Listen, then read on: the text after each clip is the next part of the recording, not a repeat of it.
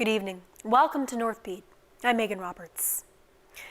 She lied and defrauded two Inuit organizations out of more than $100,000. Now, Karima Manji knows just how much time she'll spend behind bars. The Ontario woman was sentenced in Iqaluit today in what is believed to be the first conviction of Indigenous identity theft in the country. At the hearing, the judge called the crime egregious, saying Manji victimized Nunavut Inuit by stealing their identity. TJ Deer reports. Keeping her head down and wearing a gray mask to hide her face, Karima Manji learned her fate today. 36 months in federal prison. Manji used the Noah family as part of her application with Nunavut Tungavik Incorporated to claim Inuit status for her twin daughters in 2016. Manji says she adopted them from Kitty Noah. Kitty's son Noah was at the sentencing hearing. I'm surprised. I honestly didn't think she would get anything longer than 2 years less a day, so I'm very pleased with the outcome. It's great news. After Manji's application to NTI was approved, her daughters gained almost $160,000 in scholarship money from the Kakivuk and Kikaktani Inuit associations. Manji's lawyer told the court she's paid back more than 80% of the money she claimed. Manji has also been ordered to pay the rest of the money back to the Kakivuk Association. As part of her guilty plea in February, Manji took full responsibility for what happened and claimed her daughters didn't know how their Inuit status cards were obtained. Separate fraud charges against the twins were dropped. Nunavut Justice Mia Minocchio called Manji a, quote, habitual and persistent fraudster. She was referring to Manji's prior conviction of embezzling $800,000 from March of Dimes, an Ontario nonprofit that houses people with physical disabilities, between 2005 and 2013. Justice Minocchio also said this case would serve as a deterrent to other potential fraudsters and that appropriation of Indigenous identity must be denounced in the strongest terms. She also said the true victims of Manji's crimes were the Inuit of Nunavut and that NTI was not the true or ultimate victim. NTI President Aluki Kutek says the damage done to Inuit has been terrible. It creates a suspicion, and I think there will be a suspicion of whether or not someone is truly Inuk. And so that is kind of incalculable. It's irreparable. And for the Noah family, while the legal battle is over, they say it won't erase all the pain they've felt over the years. TJ Deer, CBC News, Iqaluit. In the Northwest Territories, a wildfire has breached a containment line in Fort Good Hope, but firefighters have managed to stop it from spreading further. Fort Good Hope has been under an evacuation order due to this wildfire since June 15th. Last night, the chief of Fort Good Hope told all remaining residents to leave. For the latest on this fire, we're joined now by Shannon Graff. She's a fire information officer with the government of the Northwest Territories. She's in Norman Wells tonight. So, Shannon, can you tell us where the fire is right now in relation to the community? In relation to the community, I guess the best reference point would be Rabbit Skin River, which is also called Indian Hair River, I believe. So it crossed around there, or had some excursions, as we call it, which is still a fair distance from the town of Fort Good Hope. Locals will know the reference points.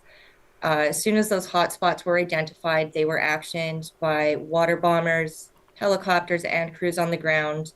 We also had the support of the local brigade.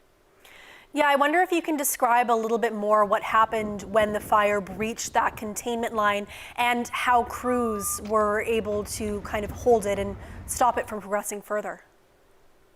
So what happens when a wildfire hits a barrier, it'll frequently start to do something we call throwing embers. And in that instance, some of these embers caught, there's a lot of thick trees in the area that are very dry due to our drought conditions, the hot weather, and they just latched on. Crews found them, actioned them immediately. And how will this breach affect firefighting efforts going forward? Our main goal is still to maintain that same line. We will be continuing to, again, action those hotspots, using the helicopters, using the bombers, and our crews on the ground. But as for, again, overall goals, it's to maintain that containment line around the town of Fort Good Hope. Can you tell me more about the crews that are on the ground right now and all the people that are involved in fighting this fire? Absolutely. So we have 3 crews from across the NWT, including 2 fire techs.